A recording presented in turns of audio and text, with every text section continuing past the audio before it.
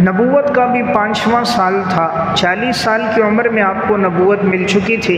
ابتدائی یہ دور چل رہا تھا جب حالات، آزمائشیں، تکلیفیں بڑھ گئیں۔ صحابہ اکرام نے آپ صلی اللہ علیہ وسلم سے اجازت طلب کی ہجرت کرنے کی کہ یہ مکہ چھوڑ کر ہم لوگ کہیں اور چلے جائیں۔ آپ صلی اللہ علیہ وسلم نے اجازت دی تو سن 5 نبوی میں یعنی بعثت کے 5ویں سال میں 11 مردوں نے 5 عورتوں نے ہجرت کی، یعنی تقریباً یہ 16 افراد تھے، جس میں حضرت عثمان بن عفان رضی اللہ تعالیٰ عنہ اور ان کی گھر والی حضرت رقیہ رضی اللہ تعالیٰ عنہ بھی تھی۔ یہ پہلا جوڑا تھا حضرت لوط علیہ السلام کے بعد جنہوں نے اسلام کے لیے ہجرت کی تھی۔ پھر یہ لوگ ہجرت کر کے حبشہ پہنچے۔ یہ ہجرت الی الحبشہ، ہجرت الی المدینہ سے پہلے کا واقعہ ہے۔ حبشہ میں اس وقت جو بادشاہ تھا وہ نجاشی تھا، اور نجاشی عیسائی تھا لیکن معتدل مزاج تھا، اپنے مذہب کے اوپر برقرار تھا۔ ان صحابہ کے ساتھ حضرت جعفر بن ابی طالب رضی اللہ تعالیٰ عنہ بھی تھے، حضرت علی کے بھائی حضرت جعفر، یہ بھی ایمان لا چکے تھے، انہوں نے بھی حبشہ کی طرف ہجرت کی۔ جب یہ لوگ حبشہ میں پہنچے وہاں پر ان لوگوں نے ٹھکانہ بنا دیا۔ مشرکین مکہ کو پتہ چلا کہ یہ لوگ حبشہ گئے تو مشرکین نے چند آدمیوں کو بھیجا کہ جاؤ ان کو واپس لے کر آؤ تاکہ ان کو دوبارہ اذیتیں اور تکلیفیں دی جائیں۔ تو مشرکین کے نمائندے حبشہ پہنچے نجاشی بادشاہ کے پاس، کہا ہمارے لوگ آپ کی طرف آئے ہیں، اپنے باپ دادا کے دین کو چھوڑ کر نیا دین انہوں نے اختیار کیا ہے، کہیں وہ آپ کے لوگوں کو بھی گمراہ نہ کر دیں، آپ ان کو ہمارے حوالے کرو، وہ نیا مذہب لے کر آئیں۔ تو بڑی برائیاں، خامیاں بیان کی، لیکن نجاشی نے کہا میں اس وقت تک حوالے نہیں کروں گا جب تک میں ان لوگوں سے خود ان کے دین کے بارے میں معلومات نہ لے لوں۔ تو نجاشی نے اپنے محل کے اندر یہ جو صحابہ اکرام تھے ان سب کو بلایا، تو اس میں حضرت جعفر رضی اللہ تعالیٰ عنہ بھی تھے۔ کہا آپ لوگ کون سے مذہب کو لے کر آئیں کہ یہ لوگ آپ کے بارے میں کہتے ہیں کہ نیا مذہب، نیا دین لے کر آئیں، ان کو ہمارے حوالے کرو۔ حضرت جعفر نے ایک بڑی پرزور تقریر کی۔ نجاشی بیٹھا تھا، اراکین سلطنت بھی تھے، گورنر بھی تھے، تو حضرت جعفر تیار کھڑے ہوئے، کہا بادشاہ سلامت، ہماری طرف رسول اللہ صلی اللہ علیہ وسلم آئے، وہ پیغمبر آئے کہ جس نے زندگی ہمارے درمیان گزاری، ہم نے ان کے ماضی کو بھی دیکھا، حال کو بھی دیکھا، ہم نے اس پیغمبر کو کبھی جھوٹ بولتے نہیں دیکھا، اس کی صداقت پر، سچائی پر، دیانتداری پر، امانت داری پر ہم نہیں دشمن بھی گواہی دیتے ہیں۔ اس پیغمبر نے ہمیں دعوت دی اللہ کے علاوہ کسی کو سجدہ نہ کرو۔ اس نے بتایا ہاتھوں کے بنائے ہوئے یہ بت انسان کو کوئی نفع اور نقصان نہیں دے سکتے۔ اس نے ہمیں صلہ رحمی کرنے کا حکم دیا، رشتے ناتوں کو توڑنے سے بچنے کا حکم دیا، آپس میں خیر خواہی کا حکم دیا، غریبوں، یتیموں، مسکینوں، بیواؤں کے ساتھ تعاون کا اس نبی نے ہمیں حکم دیا، اللہ کی ذات پر ایمان لانا، قیامت پر ایمان لانے کا حکم دیا، اور اس نبی پر ایک قرآن نازل ہوا۔ پھر حضرت جعفر نے سورہ مریم کی چند آیات تلاوت کی، بڑی رقت کے ساتھ جب قرآن پڑھا تو اس وقت نجاشی کی آنکھوں سے بھی آنسو بہنے لگ گئے، اور جو موجود تھے ان کی آنکھوں میں بھی آنسو آ گئے۔ سورہ مریم میں جب حضرت عیسیٰ علیہ السلام کا، حضرت مریم کا تذکرہ سنا تو جیسے ہی حضرت جعفر کا بیان ختم ہوا تو نجاشی بھی مسلمان ہو گیا، یہ بھی ایمان لے آیا، اور اس نے کہا میں ان کو حوالے نہیں کروں گا۔ وہ جو مشرکین کے نمائندے تھے ان کو واپس بھیج دیا، اور ان صحابہ اکرام کا بڑا اکرام کیا، بڑا خیال کیا ان کو کہ جتنی تمہاری ضرورتیں ہوں گی انشاءاللہ میں پوری کروں گا، اور بڑی عزت کے ساتھ ان صحابہ اکرام کو وہاں رکھا۔ اور پھر جب نجاشی نے ایک موقع پر اپنے علماء کو بھیجا جو عیسائی علماء تھے، ان کو رسول اللہ صلی اللہ علیہ وسلم کے پاس بھیجا کہ تم جا کر حضور کو میرا سلام بھی کہو، اور حضور کے لیے ہدیہ بھی بھیجا، اور آپ علیہ السلام سے براہ راست شریعت کے احکامات تم لوگ سیکھو۔ جب یہ لوگ حضور کے پاس آئے تھے تو رسول اللہ صلی اللہ علیہ وسلم نے ان کے سامنے سورہ یاسین تلاوت کی، تو چونکہ ان میں اکثر علماء تھے اور عیسائیت کا علم تھا، انجیل کا علم تھا۔ جب رسول اللہ صلی اللہ علیہ وسلم کی زبانی تلاوت ہو، امام الانبیاء قرآن پڑھے، آج اگر کوئی قاری قرآن پڑھے انسان پہ وجد طاری ہو جاتا ہے، رقت طاری ہو جاتی ہے۔ جب رسول اللہ صلی اللہ علیہ وسلم خود قرآن پڑھ رہے ہوں اس وقت کیا حالت ہوگی؟ جب حضور نے قرآن پڑھا، اللہ نے قرآن میں 7ویں سپارے کے شروع میں تذکرہ کیا، وَإِذَا سَمِعُوا مَا أُنزِلَ إِلَى الرَّسُولِ تَرَىٰ أَعْيُنَهُمْ تَفِيضُ مِنَ الدَّمْعِ مِمَّا عَرَفُوا مِنَ الْحَقِّ، جب انہوں نے سنا وہ جو نازل کیا گیا رسول اللہ صلی اللہ علیہ وسلم پر، ان کی آنکھوں سے آنسو بہنے لگ گئے اس وجہ سے کہ انہوں نے حق کو پہچان لیا۔ تو ان سب نے کہا یقولون ربنا آمنا فاکتبنا مع الشاہدین، اے ہمارے رب ہم تیرے اوپر ایمان لے کر آئے بس تو ہمیں لکھ دے گواہوں میں سے۔ وما لنا لا نؤمن باللہ، کیا بات کہ ہم اللہ پر ایمان نہ لائیں، وما جاءنا من الحق، حالانکہ ہمارے پاس حق پہنچ چکا ہے، ونطمع ان يدخلنا ربنا مع القوم الصالحین، ہم امید رکھتے ہیں کہ ہمارا رب ہمیں نیکوکار قوم کے ساتھ صالحین قوم میں اللہ ہمیں داخل کرے گا۔ اس طرح جتنے علماء آئے تھے سب کے سب مسلمان ہو گئے۔ تو اللہ نے کیا، پھر حبشہ میں دین اسلام کی دعوت پھیلنے لگ گئی اور لوگ کثرت کے ساتھ حبشہ میں ایمان لے کر آ گئے۔ تو یہ پہلی ہجرت تھی جسے کہا جاتا ہے ہجرت الی الحبشہ۔ تو یہ صحابہ اکرام وہیں پر تھے اور اسلام کی دعوت دیتے رہے۔ اب یہ نبوت کا 5واں سال، 6واں سال چلتا رہا، لوگ جوک در جوک ایمان لے کر آ گئے۔ میں نے واقعہ گزشتہ درس میں عرض کیا تھا، حضرت عمر رضی اللہ تعالیٰ عنہ بھی ایمان لے آئے تھے، حضرت حمزہ رضی اللہ تعالیٰ عنہ کا واقعہ بھی میں نے ذکر کیا تھا۔ ان دو کبار حضرات کے ایمان لانے سے اب اللہ تعالیٰ نے اسلام کو ایک تقویت عطا فرمائی اور باقاعدہ پھر بیت اللہ میں نماز ادا ہونا شروع ہو گئی۔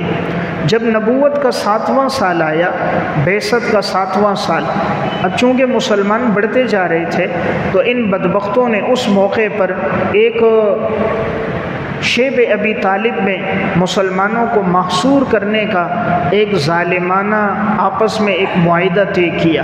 یہ جتنے بڑے مشرکین تھے ساتھ نبوی میں یہ لوگ بیٹھے، انہوں نے دیکھا کہ اسلام تو پھیلتا جا رہا ہے، مسلمان بڑھتے بڑھتے زیادہ ہو گئے، حبشہ میں بھی مسلمان پھیل گئے، اور جو اسلام لے کر آتا ہے وہ دوبارہ معاذ اللہ کافر نہیں ہوتا، تو کیا کیا جائے؟ تو یہ سارے مشرکین بیٹھے، انہوں نے مشورہ یہ کیا کہ آج کے بعد بنو ہاشم کے ساتھ، بنو مطلب کے ساتھ بائیکاٹ کیا جائے، یعنی نہ کوئی ان کے ساتھ نکاح کرے گا، نہ کوئی بے و شراء کرے گا، نہ کوئی معاملات کرے گا، نہ کوئی ان کو شادی بیاہ میں دعوت دے گا، نہ کوئی ان کو اپنے ساتھ لے کے جائے گا، سفر میں معاملات میں کوئی لین دین نہیں ہوگی، اور یہ لوگ اسی گھاٹی میں رہیں گے۔ دو پہاڑوں کے درمیان ایک جگہ تھی جس کو کہا جاتا ہے شیب ابی طالب، یعنی وہ گھاٹی، اس گھاٹی میں آپ علیہ الصلوۃ والسلام صحابہ اکرام 3 سال رہے ہیں۔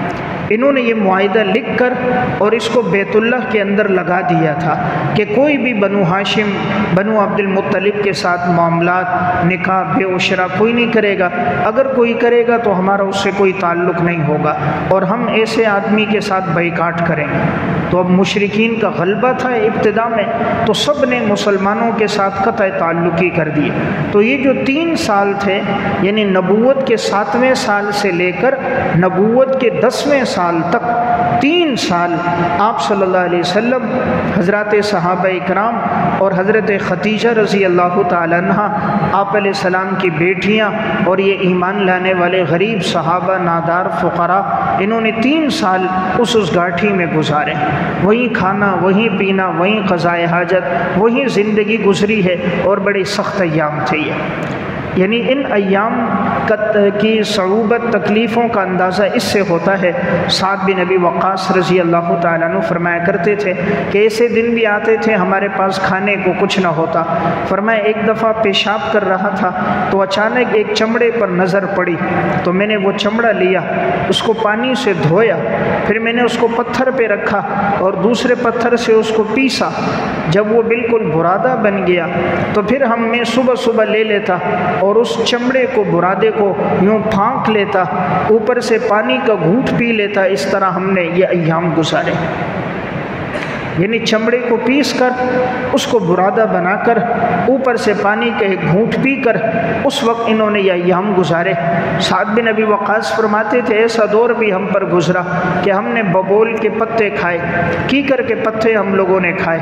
جب ہم میں سے کسی کو قضائے حاجت آتی تھی وہ اتنی سخت ہوتی تھی جس طرح اونٹ اور بکری کی کہ وہ آپس میں جڑی بھی نہیں ہوتی تھی، چکناہٹ نہیں ہوتی تھی، ہر ایک بالکل الگ الگ۔ کہ لوگ آج ہمیں تانا دے رہے ہیں لیکن ہمارا ابتدائی وقت تو یوں گزرا۔ بہرحال رسول اللہ صلی اللہ علیہ وسلم کے یہ 3 سال ظلم و ستم کے، تکلیف اور آزمائشوں کا دور تھا، یہاں تک کہ ایک موقع پر حکیم بن حزام اپنی پھوپھی حضرت ختیجہ رضی اللہ تعالیٰ عنہ کے لیے کھانا لے کر آیا تو ان ظالموں نے اندر لے جانے نہیں دیا، منع کر دیا کہ مت لے کر جاؤ گے، لے کر گئے تو ہمارا تم سے بھی بائیکاٹ ہوگا، کوئی بھی تم سے لین دین نہیں کرے گا۔ تو ان دنوں میں نہ کوئی کسی کھانے کو اندر لے جانے دیتے تھے، نہ کوئی تعاون اندر لے جانے دیتے تھے، تو بڑی مشقت کے ساتھ حضرات صحابہ نے اور رسول اللہ صلی اللہ علیہ وسلم نے یہ 3 سال گزارے۔ 3 سال منہ سے بولنا آسان ہے، آج میں اور آپ 3 دن کسی ایک کمرے میں گاٹھی میں نہیں گزار سکتے۔ ایئر کنڈیشن کمرہ ہو، ساری سہولتیں موجود ہوں، 3 مہینے کے لیے اندر بند کر دیا جائے ہمارے لیے مشکل ہو جاتا ہے۔ اندازہ کریں عرب کی تپتی ہوئی گرمی، سنگلاخ وادیاں، کھانے کے لیے کچھ نہ ہونا، ایک صحرا کے اندر قید ہونا اور 3 سال تک ہونا، لقمے لقمے کے لیے ترس جانا، بچوں کے لیے پانی کی بوند بوند میں ترس جانا، اس سے بڑی آزمائش کیا ہوگی۔ لیکن کیا ایمان تھا رسول اللہ صلی اللہ علیہ وسلم کا، اور کیا ایمان تھا حضرات صحابہ کا۔ اس 3 سال میں ایک واقعہ نہیں سامنے آیا، نہ تاریخ کی کسی کتاب میں کہ کسی صحابی نے ایمان چھوڑا یا رسول اللہ صلی اللہ علیہ وسلم کی زبان پر کبھی کوئی بات آئی ہو۔ آپ نے بڑے صبر و تحمل کے ساتھ یہ 3 سال گزارے، یہاں تک کہ نبوت کا 10واں سال شروع ہو گیا۔ آپ علیہ السلام کے چچا ابو طالب اگرچہ ایمان نہیں لائے تھے لیکن رسول اللہ صلی اللہ علیہ وسلم کے ساتھ اس 3 سال تک حضور کے ساتھ رہے۔ ابو طالب کی بھی بڑی قربانی تھی اور حضرت ختیجہ رضی اللہ تعالیٰ عنہ کی بھی بڑی قربانی کہ عرب کی مالدار خاتون تھی، دولت اور پیسے والی تھی، لیکن جب آپ علیہ السلام پر ایمان لایا تو انہوں نے ساری دولت حضور پہ قربان کیے۔ حالانکہ اچھی زندگی گزارنے والی تھی، بڑی سہولت پسند والی تھی، لیکن حضور کے خاطر 3 سال یہ بھی شیب ابی طالب میں رہی، یہاں تک کہ جب نبوت کا 10واں سال آیا رسول اللہ صلی اللہ علیہ وسلم نے اپنے چچا ابو طالب سے کہا کہ تم جا کر ان کو کہو وہ جو صحیفہ تھا اب وہ ختم ہو چکا ہے، دیمک نے اس کو بالکل چاٹ دیا ہے، اس میں کچھ بھی باقی نہیں رہا، صرف اللہ کا نام باقی ہے، بِاسْمِكَ اللہم، اس کے علاوہ سب دیمک نے اس کو ختم کر دیا، جو تمہارا معاہدہ لٹک رہا تھا وہ باقی نہیں ہے۔ اس دوران کچھ قریش کے لوگ بھی تھے، انہوں نے بھی ان لوگوں کو، ابو جہل کو اور دیگر کفار مکہ سے کہا کہ بس کرو، اتنا ظلم و ستم نہ کرو کہ بچیاں ہیں، عورتیں ہیں، 3 سال سے وہاں قید ہیں، نہ کھانا پینا نہ باہر نکلنا، بس کرو اب ظلم بند کرو۔ تو چند لوگ بھی کھڑے ہو گئے، اللہ نے ان کے دلوں میں بھی محبت ڈالی۔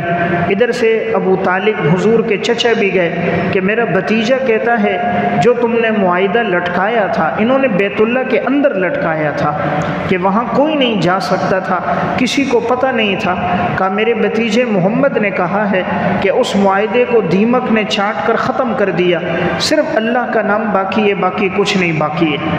تو ابو طالب نے کہا میرا بھتیجا محمد کہہ رہے، محمد کبھی جھوٹ نہیں بولتا، اگر یہ بات ٹھیک نہ ہوئی جو محمد نے کہی ہے تو میں محمد کو خود پکڑ کے تمہارے حوالے کر دوں گا، پھر تمہاری مرضی ہے، تم اس کو قتل کر دو، تم اس کو قید کر دو، میں تم سے نہیں پوچھوں گا۔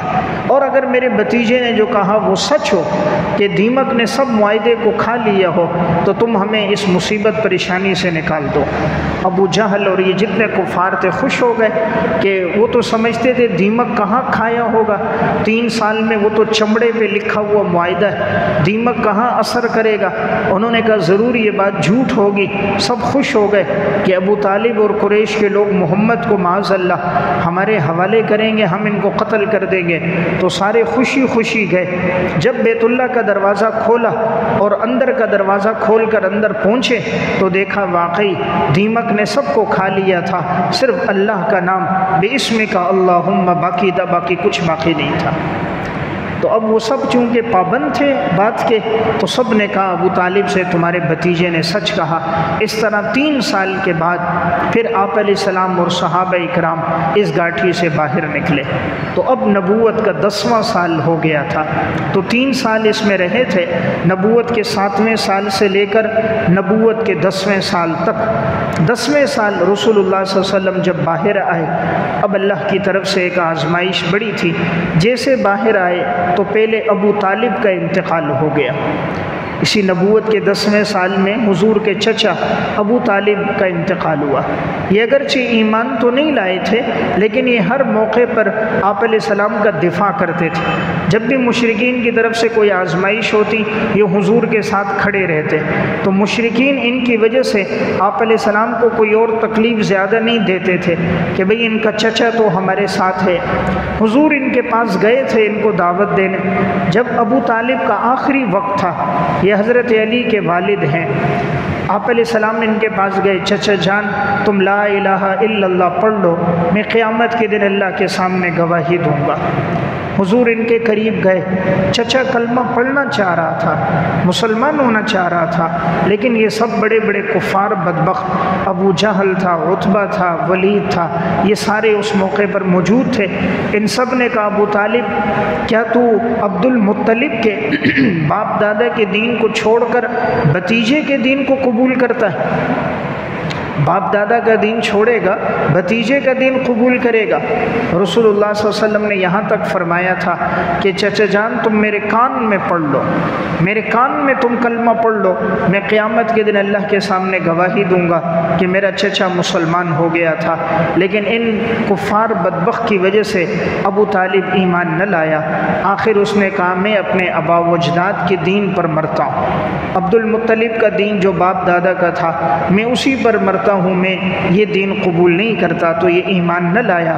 اللہ نے قرآن کریم کی آیت میں نازل فرما کر ارشاد فرمایا انک لا تہدی من احببت ولکن اللہ یہدی من یشاء وہو اعلم بالمہتدین۔ یقیناً آپ کسی کو ہدایت نہیں دے سکتے جس کو آپ پسند کرتے ہو، اللہ جس کو چاہے گا ہدایت دے گا، وہ خوب جاننے والا ہے کہ کس کو ہدایت عطا کرنی ہے۔ اللہ نے ہدایت اپنے ہاتھ میں رکھی۔ دیکھیں پیغمبر کے ہاتھ میں بھی کسی کو ہدایت دینا نہیں ہوتا۔ اگر پیغمبر کے اختیار میں ہوتا کسی کو مسلمان کرنا تو ابراہیم علیہ السلام کا والد کفر کی حالت میں موت نہ آتی، نوح علیہ السلام کی بیوی، لوط علیہ السلام کی بیوی، نوح علیہ السلام کا بیٹا، سب کی موت کفر پہ آ رہی ہے۔ اللہ ہدایت دینے پر آئے۔ فرعون کی بیوی ہے حضرت آسیہ، ہر قسم کو ظلم و ستم کیا فرعون نے۔ یہ وہ بدبخت تھا کہ جو ہاتھ پاؤں میں کیل ٹھوکتا تھا، جو بھی ایمان لے کر آتا تھا تو فرعون اس کے ہاتھوں میں پاؤں میں کیل ٹھوک دیتا۔ حضرت آسیہ پہ اس نے بڑا ظلم کیا، لیکن فرعون کا ظلم و ستم حضرت آسیہ کو ایمان سے ہٹا نہ سکا۔ اللہ نے قرآن میں سورہ تحریم میں فرمایا وَضَرَبَ اللَّهُ مَثَلًا لِلَّذِينَ آمَنُوا امْرَأَتَ فِرْعَوْنَ، بیان کیجئے ان کے سامنے مثال فرعون کی بیوی کی، اذ قالت رب ابن لی عندک بیتا فی الجنہ، جس نے اللہ سے کہا اے اللہ تو میرے لیے جنت میں ایک محل تعمیر کر، ونجنی من فرعون وعملہ ونجنی من القوم الظالمین، یا اللہ مجھے فرعون سے اس کے کارندوں سے نجات دے، مجھے ظالم قوم سے نجات عطا فرما۔ جب فرعون ان کو شہید کر رہا تھا، حضرت آسیہ کو لٹایا ہوا تھا، ان کا چہرہ اپنے محل کی طرف کیا تھا کہ تو میرے اوپر ایمان ایمان نہیں لائی، ایسا خوبصورت محل تیرے ہاتھ سے چلا گیا۔ انہوں نے اللہ سے دعا کی، یا اللہ مجھے اس سے بہتر محل عطا فرما۔ اللہ نے پردے ہٹا دیے، جنت میں جو اللہ نے خوبصورت محل حضرت آسیہ کے لیے تیار کیا تھا اللہ نے وہ آنکھوں کے سامنے لے آیا۔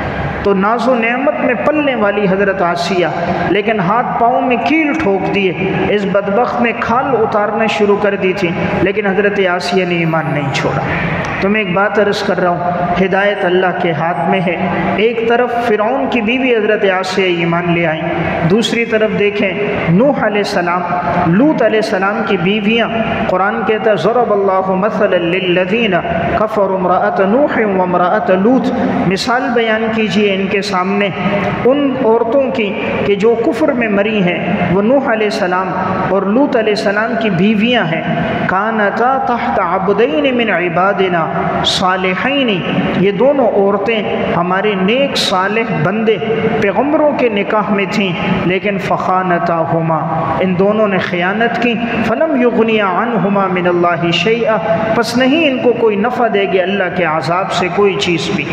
تو بہرحال میں نے عرض کیا کہ ابو طالب بھی ایمان نہ لایا اور اس حال میں اس کا انتقال ہو گیا۔ ابھی آپ علیہ السلام کے لیے ایک بڑا صدمہ تھا کہ ابو طالب ہر موقع پر آپ کا دفاع کرتا تھا۔ پھر 3 دن گزرے اور اس کے بعد آپ علیہ السلام کی گھر والی حضرت ختیجہ رضی اللہ تعالیٰ عنہ کا بھی انتقال ہو گیا۔ اب یہ دونوں ہر موقع پر آپ صلی اللہ علیہ وسلم کا ساتھ دیتے تھے۔ گھر میں حضرت ختیجہ جو سب سے پہلے ایمان لے کر آئیں اور اپنا سارا مال اسلام کی آبیاری میں قربان کیا۔ حضرت ختیجہ رسول اللہ صلی اللہ علیہ وسلم کی گھر والیوں میں وہ بیوی ہیں کہ اللہ تعالیٰ نے آپ کو 4 بیٹیاں 2 بیٹے حضرت ختیجہ سے عطا کیے۔ آپ کی کسی اور بیوی سے آپ کی اولاد نہیں، سوائے ماریہ قبطیہ جو آپ کی باندی تھی، ان سے آپ کا بیٹا ابراہیم۔ آپ علیہ السلام کے ازواج مطہرات میں سب اولاد حضرت ختیجہ سے۔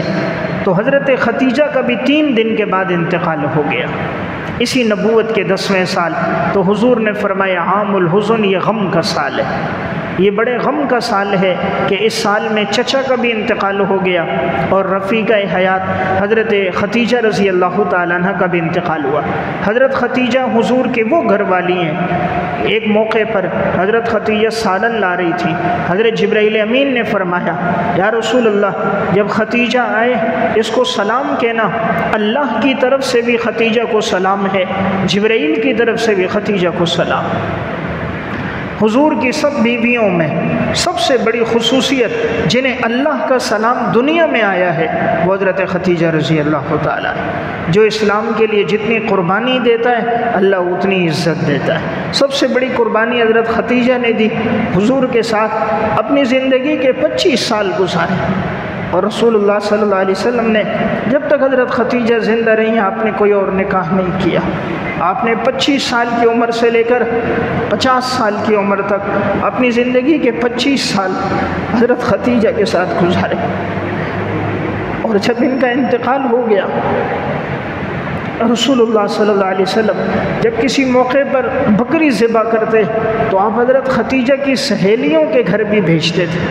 حضرت ختیجہ تو دنیا سے چلی گئی تھی، لیکن حضرت ختیجہ کی جو سہیلیاں تھیں آپ بکری ذبح کرتے تو ان کے ہاں بھی گوشت بھیجتے تھے۔ ایک موقع پر حضرت عائشہ رضی اللہ تعالیٰ عنہ نے فرمایا یا رسول اللہ آپ حضرت ختیجہ کا بڑا تذکرہ کرتے، یعنی وہ تو بوڑھی عورت تھیں، بڑھاپے میں انتقال ہو گیا۔ جب ان کا انتقال ہوا تو ان کی عمر تقریباً 65 سال ہو گئی تھی۔ 40 سال کی عمر میں حضور کے نکاح میں آئیں، بیوہ بھی تھیں، 25 سال گزارے تو 65 سال ہو گئی۔ مقصد تھا اللہ نے آپ کو اس کے بدلے دوسری بیویاں عطا فرمائیں، عمر بھی کم تھی، اللہ نے حسن و جمال بھی ان کو دیا تھا، لیکن آپ حضرت ختیجہ کا تذکرہ کرتے ہیں۔ آپ علیہ السلام نے فرمایا عائشہ ختیجہ تو ختیجہ تھی، ختیجہ تو ختیجہ تھی، تم اس کے بارے میں کچھ نہ کہو۔ فرمایا اللہ نے مجھے اولاد ان کے ذریعے دی۔ فرمایا سب سے پہلے جو میرے اوپر ایمان لے کر آئیں وہ ختیجہ تھی، اور سارا مال جنہوں نے اسلام کی آبیاری میں قربان کیا وہ ختیجہ تھی۔ حضور پر جب سب سے پہلی وحی نازل ہوئی تھی، سب سے پہلے آپ کو تسلی دینے والی حضور گھر آئے، فرمایا زملونی زملونی، کمبل اوڑھ دو، مجھے سردی لگ رہی، آپ کانپ رہے تھے، نبوت کا بوجھ تھا۔ آپ علیہ السلام فرماتے تھے مجھے اپنے اوپر ڈر لگنے لگا۔ حضرت ختیجہ نے آپ کو تسلی دی تھی کہ آپ پریشان نہ ہو، واللہ لا یخزیک اللہ ابدا، اللہ کی قسم اللہ آپ کو رسوا نہیں کرے گا۔ انہا لتصل الرحم وتحمل الکلہ وتکسب المعدوم وتقری الضیف وتعین علی نوائب الحق، آپ تو صلہ رحمی کرتے ہو، غریبوں کے ساتھ تعاون کرتے ہو، مصیبت میں مبتلا ہو، پریشانیوں میں ہو، ان کا ساتھ دیتے ہو، اللہ آپ کو رسوا نہیں کرے گا۔ تو بہرحال یہ نبوت کے 10ویں سال میں آپ کے لیے ایک بڑی آزمائش تھی۔ چچا کا بھی انتقال ہو گیا، 3 دن کے بعد آپ علیہ السلام کی رفیقہ حیات حضرت ختیجہ رضی اللہ تعالیٰ عنہ کا بھی انتقال ہو گیا۔ اب یہ نبوت کا 10واں سال چل رہا ہے۔ اب آپ علیہ السلام کے لیے حکم تھا طائف میں جا کر دعوت دینے کا۔ حضور نے جب مکہ کے لوگوں کو دیکھا کہ یہ لوگ تو ایمان لے کر نہیں آ رہے، تو آپ علیہ السلام اب طائف گئے۔ مکہ سے طائف ایک بڑا طویل سفر ہے، ایک لمبا سفر ہے۔ حضور نے وہ سفر طے کیا۔ آج کوئی گاڑی میں بھی جائے، روڈ بنے ہیں، سڑکیں بنی ہوئی ہیں، تب بھی طائف پہنچتے پہنچتے تقریباً 1.25 گھنٹہ سے 1.5 گھنٹہ آج بھی لگتا ہے۔ گاڑی 120 کی رفتار میں جا رہی ہے۔ اندازہ کرو اس وقت جب نہ سڑکیں بنی ہوئی تھی نہ روڈ تھے، سنگلاخ وادیوں کا سفر تھا۔ سرکار دو عالم صلی اللہ علیہ وسلم نے یہ سفر طے کیا اور پیدل طے کیا۔ آپ کے ساتھ حضرت زید بن حارثہ رضی اللہ تعالیٰ عنہ جو آپ کے منہ بولے بیٹھے تھے۔ جب آپ طائف میں پہنچے، وہاں کے سرداروں کو دعوت دی، بجائے یہ کہ وہ ایمان لاتے، ایک بدبخت سردار نے کہا کیا اللہ کو کوئی اور نہیں ملا تھا؟ معاذ اللہ، آپ کو نبی بنانا تھا، کوئی اور نہیں تھا جو آپ کو نبی بنایا؟ ایک نے کہا نبی وہ ہوتا جس کے بعد دولت پیسہ ہوتا، جس کا عہدہ اور منصب ہوتا، تیرے پاس کیا ہے؟ یعنی جس کے پاس گئے انہوں نے جھٹلا دیا۔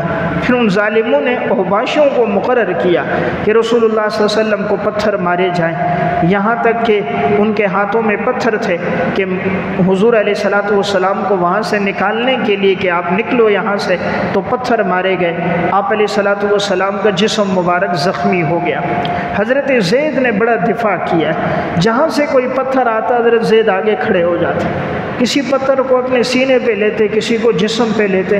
حضرت زید کو یہاں تک کہ شرمگاہ پہ بھی پتھر لگے، لیکن جہاں تک ہو سکا انہوں نے رسول اللہ صلی اللہ علیہ وسلم کا دفاع کیا۔ جب آپ علیہ السلام زخمی ہو گئے، ہاتھ بھی زخمی، پاؤں بھی زخمی، آپ کے جوتے مبارک میں بھی خون آ گیا تھا، اس حالت میں جو آپ کی جان کے دشمن تھے عتبہ اور شیبہ، جب انہوں نے دیکھا تو وہاں ایک باغ تھا، ان کا باغ انگور کا تھا، جان کے ان دشمنوں کو بھی ترس آ گیا کہ اتنا بے تحاشا آپ علیہ السلام کو انہوں نے مارا۔ تو ان کا ایک غلام تھا عداس، انہوں نے کہا محمد کے لیے پانی اور انگور لے کے جاؤ۔ آپ علیہ السلام ایک درخت کے نیچے بیٹھے، عداس انگور توڑ کے لایا اور ایک پلیٹ میں لے کر آیا، حضور کے سامنے رکھا۔ آپ علیہ السلام سے کہا کہ آپ کھائیے۔ حضور نے بسم اللہ پڑھ کر انگور کا دانہ توڑا۔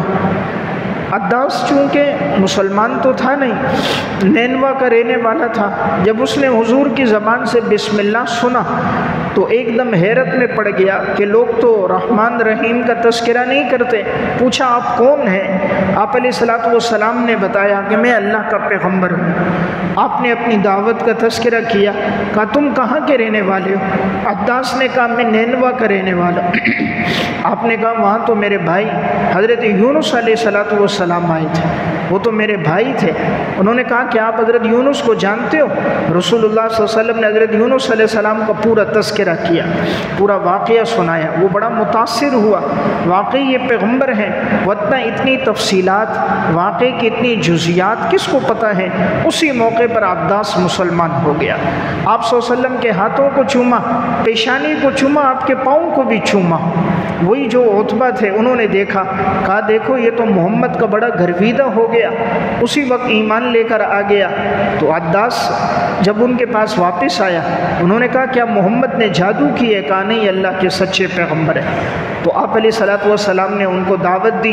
जब अब्बास मुसलमान हो गया, रसूलुल्लाह सल्लल्लाहु अलैहि वसल्लम ने अंगूर के चंद दाने खाए, आप खुश हो गए कि मेरा ताइफ आना खाली नहीं हुआ, फजूल नहीं गया, बेफ़ायदा नहीं हुआ, अब्बास तो ईमान लेकर आ गया। यानी इतना तवील सफ़र करके आपको तकलीफ़ें होने के बावजूद आपने इस पर खुशी का इजहार इस एतबार से किया कि चलो मेरा ये जो सफ़र था ये कारामद हुआ, एक आदमी ईमान लेकर आ गया। फिर रसूलुल्लाह सल्लल्लाहु अलैहि वसल्लम यहाँ से आए हैं। ये ताइफ़ का वाक़या हुज़ूर की ज़िंदगी का बड़ी आजमाइश का वाक़या था। हज़रत खदीजा रज़ी अल्लाह तआला अन्हा ने एक मौके पर रसूलुल्लाह सल्लल्लाहु अलैहि वसल्लम से पूछा कि या रसूलल्लाह, क्या उहद से ज़्यादा भी कभी आपको ज़िंदगी में तकलीफ़ें आई हैं? यानी सबसे ज़्यादा तो उहद में आई कि उहद में आपके 2 दंदाने मुबारक शहीद हो गए, खौत की 2 कड़ियाँ आपके रुखसारों में लग गईं, आपके जिस्म से, चेहरे से खून बहने लगा। क्या इससे ज़्यादा भी कभी आप पर आजमाइश आई है, उहद से ज़्यादा? तो रसूलुल्लाह सल्लल्लाहु अलैहि वसल्लम ने ताइफ़ के वाक़े को याद किया। आपने कहा खदीजा, मेरे ऊपर जो सबसे ज़्यादा आजमाइशें आई थी वो वाक़या था कि जब मैंने इनको दावत दी थी, उस मौके पर जब आप अलैहिस्सलाम को पत्थर लगे, ज़ख्मी थे, तो आप एक जगह बैठे हुए थे। रिवायत में तज़किरा फ़इज़ा अना बिसहाबतिन क़द अज़ल्लतनी, बस मैं पहुँचा, एक बादल ने मेरे ऊपर साया किया। फ़नज़रतु फ़इज़ा फ़ीहा जिब्राईल, आप अलैहिस्सलाम ने यूँ चेहरा उठाया, बादलों में जिब्राईल अमीन थे।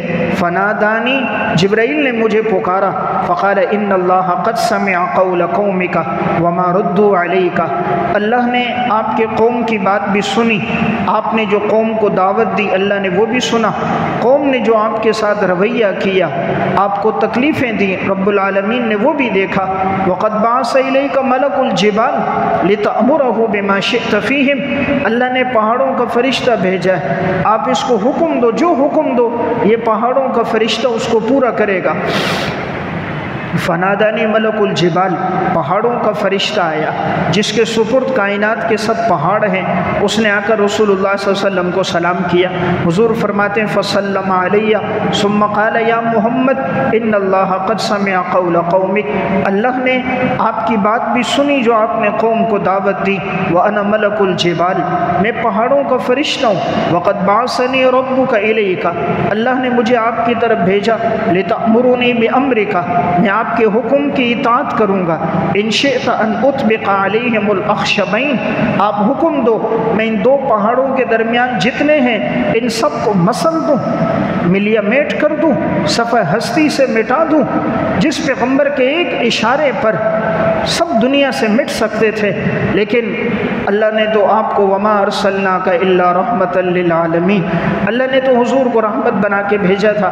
फ़क़ाल रसूलुल्लाह सल्लल्लाहु अलैहि वसल्लम बल अर्जू अन युख़रिजल्लाहु मिन अस्लाबिहिम, मुझे उम्मीद है कि अल्लाह ताला इनकी नस्लों में ऐसे लोग पैदा करेगा मन याबुदुल्लाह वहदहु ला युशरिकु बिही शैआ, जो सिर्फ अल्लाह की इबादत करेंगे और अल्लाह के साथ किसी को शरीक नहीं ठहराएंगे। तो हुज़ूर ने बद्दुआ नहीं फरमाई, उनके हिदायत के लिए दुआ फरमाई, अल्लाह ने आपकी दुआ कबूल फरमाई।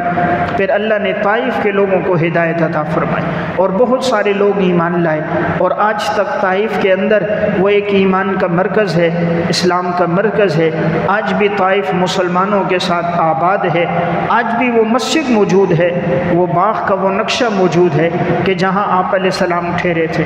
तो बहरहाल मैं अर्ज़ कर रहा था, ये नबूवत का 11वां साल था कि जब आप अलैहिस्सलाम इन हज़रत खदीजा और अबू तालिब के इंतकाल के बाद यहाँ गए और यहाँ के लोगों को आप अलैहिस्सलाम ने दावत दी।